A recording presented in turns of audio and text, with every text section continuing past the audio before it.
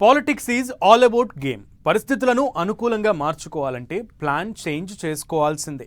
ఇదే స్ట్రాటజీని ఫాలో అవుతుందట కాంగ్రెస్ సర్కార్. All of సడన్గా అసెంబ్లీ సమావేశాలను 3 రోజులు ముందుకు జరిపింది వ్యూహంలో భాగమేనట.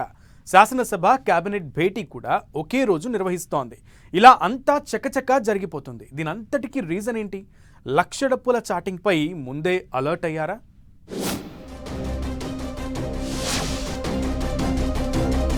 అనుకున్న దానికంటే 3 రోజుల ముందే అసెంబ్లీ, ఒకే రోజు శాసనసభ భేటీ, మంత్రివర్గ సమావేశం.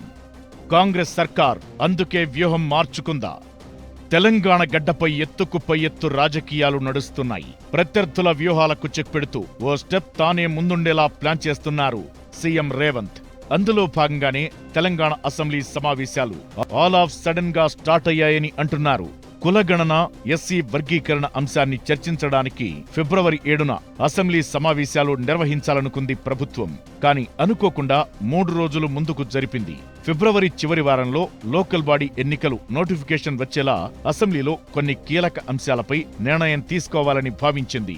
కులగణన రిపోర్ట్ ఆధారంగా బీసీ రిజర్వేషన్ల అంశం, అలాగే ఎస్సీ వర్గీకరణపై ఏకసభ్య కమిషన్ ఇచ్చే రిపోర్ట్లపై కూడా డెసిషన్ తీసుకోవాలనుకుంది. అందుకోసం ఫిబ్రవరి 5న కేబినెట్ సమావేశం ఏర్పాటు చేసి ఫిబ్రవరి 7న అసెంబ్లీ నిర్వహించాలని అనుకున్నారు. కానీ ఆల్ ఆఫ్ సడన్ గా ఫిబ్రవరి 4న మంత్రివర్గ సమావేశం, అదే రోజు అసెంబ్లీ భేటీ కావాలని ప్రభుత్వం వ్యూహం మార్చింది.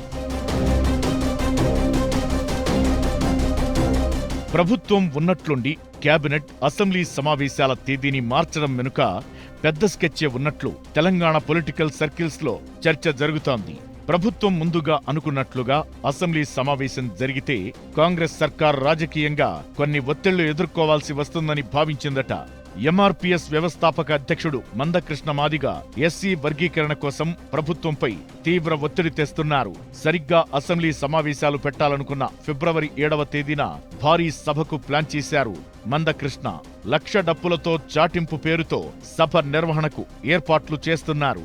అయితే ఈ మీటింగ్ జరిగితే రాజకీయంగా ఒత్తిడి పెరిగే అవకాశముందని ప్రభుత్వ పెద్దలు భావించారట. అందుకే 2 రోజుల క్రితం కమాండ్ కంట్రోల్ సెంటర్లో మంత్రులతో జరిగిన సుదీర్ఘ భేటీలో ఈ అంశంపై చర్చించారట. మందకృష్ణ వ్యూహాన్ని ఎదుర్కొనేందుకు సర్కార్ ప్రతి వ్యూహం రచించిందట. అందులో భాగంగానే ఆగమేఘాల మీద కేబినెట్ సబ్ కమిటీలకు కులగణన రిపోర్ట్, ఎస్సీ వర్గీకరణ ఏకసభ్య కమిషన్ రిపోర్ట్ అందిందట. కేబినెట్ సబ్ కమిటీకి ఇలా రిపోర్ట్లందాయలేదు. ఒక్కరోజు గ్యాప్లోనే అసెంబ్లీ సమావేశం నిర్వహించాలని నిర్ణయించింది. అసెంబ్లీ సమావేశం, మంత్రివర్గ భేటీ రెండూ ఒకే రోజు నిర్వహించి ప్రత్యర్థుల ఎత్తులను చిత్తు చేయాలనుకుంటున్నారట.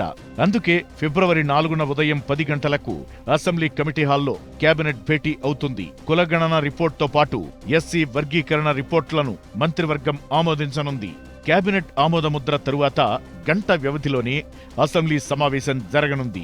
అసెంబ్లీలో ఈ 2 అంశాలపై చర్చించి సభ ఆమోదం పొందాలని చూస్తోంది. దీంతో పొలిటికల్ మైలేజ్ సాధించడంతో పాటు ప్రత్యర్థుల ఎత్తులను చిత్తు చేయొచ్చనే భావనలో రేవంత్ సర్కార్ ఉందట. మరోవైపు తమ లక్ష డప్పుల చాటింపు సభకు పర్మిషన్ ఇవ్వడం లేదంటూ మండిపడుతోంది ఎంఆర్పీఎస్. కాంగ్రెస్ పార్టీకో న్యాయం, తమకో న్యాయమా అంటూ ప్రశ్నిస్తున్నారు మందకృష్ణ మాదిగ. అనుమతివ్వడం ఇష్టం లేకే ప్రభుత్వం కుంటి సాకులు చెబుతుందని మండిపడుతున్నారు. ఇలా లక్ష డప్పుల చాటింపు సభకు ముందే అసెంబ్లీలో వర్గీకరణ రిపోర్ట్కు ఆమోదం తెలపాలని సర్కార్ ప్లాన్ చేస్తుంటే తమ సభను సాంస్కృతిక కార్యక్రమంగానే మాత్రమే చూడాలని ఎంఆర్పీఎస్ అంటోంది. ప్రభుత్వానికి వ్యతిరేకంగా తాము సభ నిర్వహించడం లేదంటోంది. ఇలా ఎత్తులకు పై ఎత్తులు, వ్యూహాలు నడుస్తున్నాయి. ఈ ఎపిసోడ్లో ఎవరు పై చేయి సాధిస్తారనేది చూడాలి మరి.